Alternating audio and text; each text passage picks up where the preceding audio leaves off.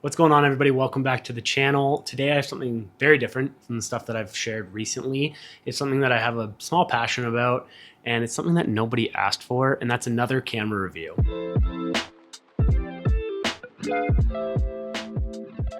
Today's gonna be a little bit of a shorter review. If you wanna see a longer version, I will get my hands on this camera again, film a whole project with it, and give every in-depth detail. But today I just wanted to do a quick little review of a camera that I haven't got my hands on in the past 2 years. Now, the last time I had my hands on this camera was to film the Fujifilm X-T5 launch video, which is the camera that I'm currently using to film this video on, and it's my personal favorite camera right now. With that being said, they did let me borrow this camera. I'm not being paid for this, and all of these slots are my own. Today I'm going to be doing my take on a pros and cons list. I personally think that those kinds of lists can be a little bit biased, and you can point them in any direction that you please, and they become very personal. So we're going to be doing things that I really enjoy about the camera, as well as things that could be a little bit better, things I could do without. Starting off with things I really enjoy. Number one, the almost perfect build. Now, this build is truly wonderful. In my personal opinion, it's better than the Fujifilm X-H1, which is the first mirrorless camera I had and the one that I used to build my career. This one right here, actually. I love this camera like so much. It did so much for me, and it was just an absolute tank. And so I was like super excited when they dropped the X-H2 and the X-H2S and just made an updated version of this absolute tank. The X-H2S has a much better, deeper grip. The doors on it feel better. The full-size HDMI is so clutch because the X-T5 has like a micro or a mini HDMI, as well as the X-H1, and it's just awful when you're trying to use a monitor. That cable, that connection always falls out. So having the full-size HDMI is just genius. So perfect, so perfect. They updated the thumb joystick that is just, it was so awful. It was this tiny little plastic thing that I don't understand why the X-H2S thumb joystick isn't spanning across all the Fujifilm cameras. It's flatter, it feels more comfortable, and it's just wonderful. And then, much like the X-H1, it has a new updated display, which is just so good. It illuminates, you can see it in any light, and it's so nice to have something that you can just look down at a glance and be like, yep, all my settings are right, that's the profile I want to film in, all this, and just move on with what you're doing, rather than having to like look around on all the parts of the screen and just like figure that out. It's just great. Overall, the build of this camera is wonderful. I'm a believer in that your gear matters, but only in the sense that it inspires confidence while you're shooting it, the way it feels in your hands, the durability, how you can throw it around and use it. I think cameras are a tool. They should be used as such. Don't disrespect it. Don't try to ruin it, but have confidence in it. And I think the X-H2S body does that really, really well. Number two, the specs. So this camera review is not scientific by any means, but I do really enjoy the specs of the Fujifilm X-H2S. They're perfect for this camera, for the job that it does, and it is a professional camera. Fujifilm does an excellent job of putting everything in all of their cameras, and while they do separate things like the X-T5 and the X-H2 with a 40 megapixel sensor versus the X-H2S, which is a little more speed and video focused, having the 26 megapixel sensor, they still put everything in their bodies, and I think it's really important because you just can't go wrong. So yes, the X-H2S 26 megapixel sensor, 4K, 6K, 120, in-body image stabilization, all of the film sims, it all comes together so nicely to create the perfect package on a crop sensor camera. And that's the point that I really want to make. You can be successful as a professional in this industry with a crop sensor camera. There's this idea, not shared by everybody, but a lot of people. It's less of an idea or an opinion and more of an excuse in my mind that you can't have a crop sensor camera and use it as a professional camera. Again, not everybody shares that excuse, but a lot of people do. And I think it's an excuse. My opinion doesn't have to be yours. But I think give up that way of thinking. That doesn't matter.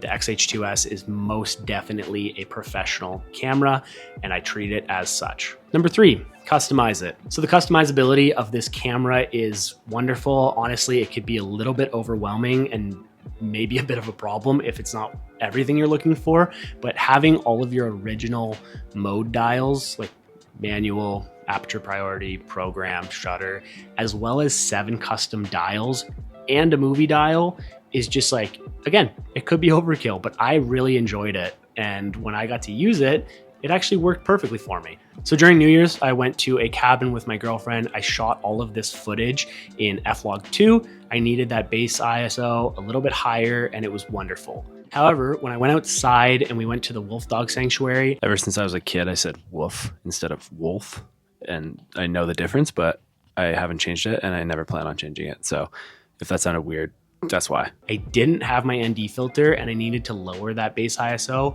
So I just put on like this Eterna film sim and I shot all this stuff of the wolf dogs, and I honestly think it turned out great, and it was just so much fun to be able to quickly switch from that F-Log2 profile that I had set up to this just quick Eterna 4K 24 frame profile. Just the ease of it was just wonderful.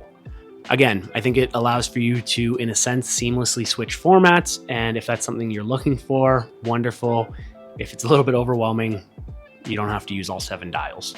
For sake of time, moving on to could do without. Now, I want to remind you that these are not cons. These are just my opinions and just things that I could either do without or could be better. Number 1, in-body image stabilization. Not necessarily a con or something I could do without. This is more of a could be better, and that is the in-body image stabilization, not just in this camera, but it spans across all the Fujifilm cameras, in my opinion. They have improved, they do continue to get better, and they will continue to get better, but it just feels weird to me still. The best way I can describe it is that it feels like you're sitting on a boat and you're staring off in the distance, locked onto something, and your vision is rapidly changing to different things based off how the boat moves, of course, but very smoothly and softly, like you're going over the waves and your vision's just, it's just weird. It's so smooth, but so uncomfortable in a way. And I think it's something that they're improving, but it could just be so much better. When it comes to shooting video, I am very much a static, locked off shot on a tripod. And when it comes to the shakiness, I enjoy that for the run and gun, and that might make this a bit of a moot point.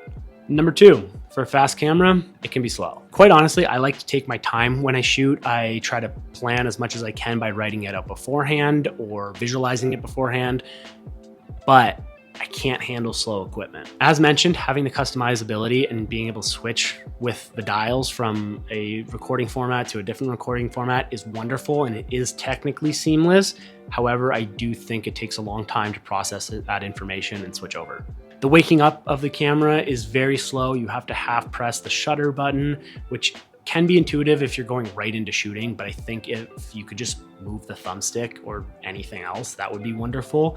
And that's just something I have a problem with. And it spans across a lot of cameras, because a lot of cameras you have to intuitively half press the shutter to wake the camera up. And I just don't think that always needs to be the case, because you might be waking it up but not ready to shoot yet, and that's fine.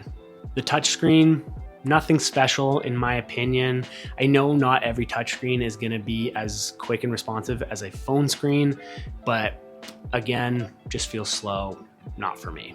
So unless you're super in tune with the way this camera works, which you will be eventually, as with anything, there's learning curves, it just feels a little bit slow for a camera that's sort of focused on speed and video. And you know, that's a bit of a bummer, but not the end of the world. Number 3, my least favorite thing, the vari-angle tilt screen. Oh boy, how I loathe a vari-angle touchscreen entirely in any camera ever. It doesn't matter the brand or the camera. I just think the tilt screen that the X-T5 has, the X-H1, this original, this wonderful, super durable, awesome thing, I just think it was perfect. And I think the vari-angle touchscreen does not bode well with this camera.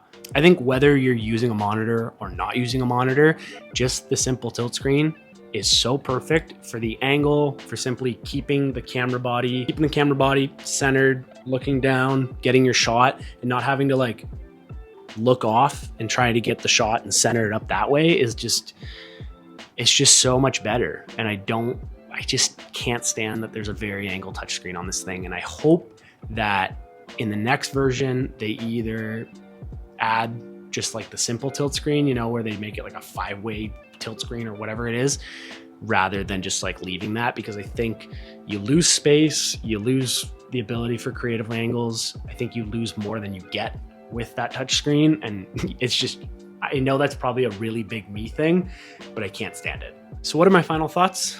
This camera is wonderful. It's a great camera.